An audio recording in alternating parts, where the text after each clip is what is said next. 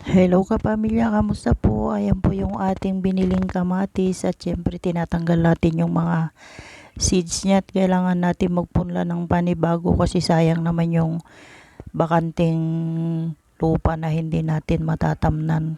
At itong mga kamatis na to binili natin. Medyo mahal ang kamatis ngayong kapamilya kaya tayo bumili ng pang tanim natin at ito medyo malalaki pero 3 piraso. Ang presyo po niyan 25 pesos po yung 3 piraso lang na kamatis. Kaya naku, ang mahal-mahal ng kamatis ngayong kapamilya. Kaya tayo ngayon magpupunla. Kaya yung kamatis na yan ayan, iniipon natin yung mga seeds niya. At kailangang ipunla natin para may maitanim tayo kasi walang mabiling mga nakatubo na ngayong kapamilya. At yung mga kamatis ngayon, ako, sobrang mahal. Lalo na po ngayon magmamahal na araw, syempre maraing gusto ng iba, puro gulay ang pagkain. Lalo na pagka ganitong panahon ng mahal na araw. Ayan po kapamilya.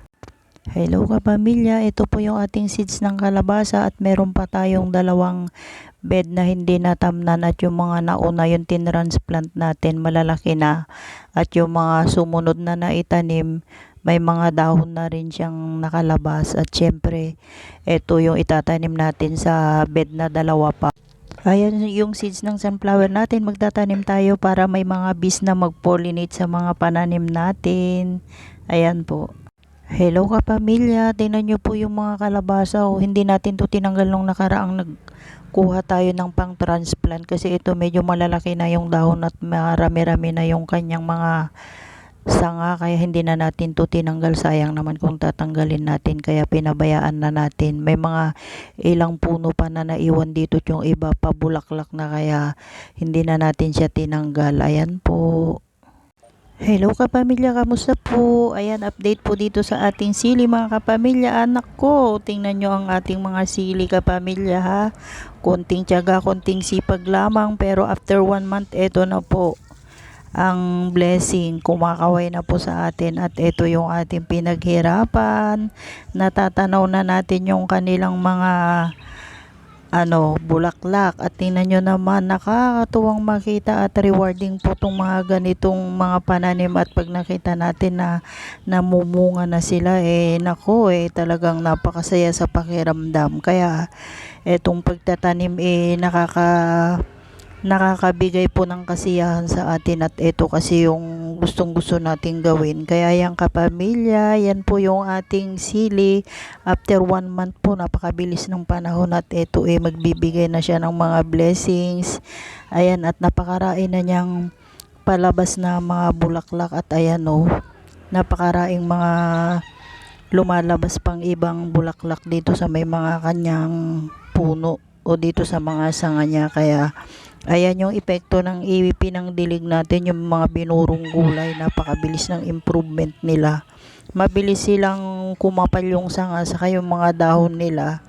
Tapos ayun, ready na nga silang mamulaklak. Kaya soon naman ang i-spray natin yung ating fruit. Update dito sa ating sitaw kapamilya, 1 week na po itong ating sitaw mula nung naitanim natin at ito sila napakabilis ng improvement. At tingnan nyo mga kapamilya, may mga patola pa rin na nagkalat dito sa ating pinagtamnan ng sitaw at syempre hindi natin sasayangin yan at itatransfer natin yan. Ayan tingnan nyo, napakarami pang mga tumutubo. Ayan, saka doon sa banda ron, yung mga yan ililipat tanim natin yan mga kapamilya at sayang marami pang maibubunga yan. Kaya dapat wag nating sayangin yan kasi yung mga butungan natin na ikalat pero yung mga sitaw na to dito tayo nagtanim ng mga sitaw pero yung mga seeds natin ng patola na ayan nagkalat pa rin ililipat tanim natin yung mga kapamilya.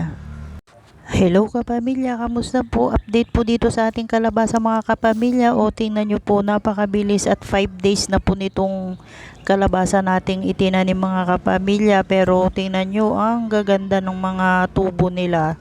At yung mga yan, napakabilis lang pong antayin yan kapamilya. At tingnan nyo yung mga nauna natin malalaki na sila. At ito naman 5 days na rin itong ating kalabasa na naitanim dito at tingnan nyo Ang gaganda ng mga dahon niya hanggang doon sa may dulo. Maluwang-luwang tong naitanim natin na kalabasa dito kapamilya. Ganda ito pagka itong mga to nagsilaki. Kaya ayan yung ating kalabasa.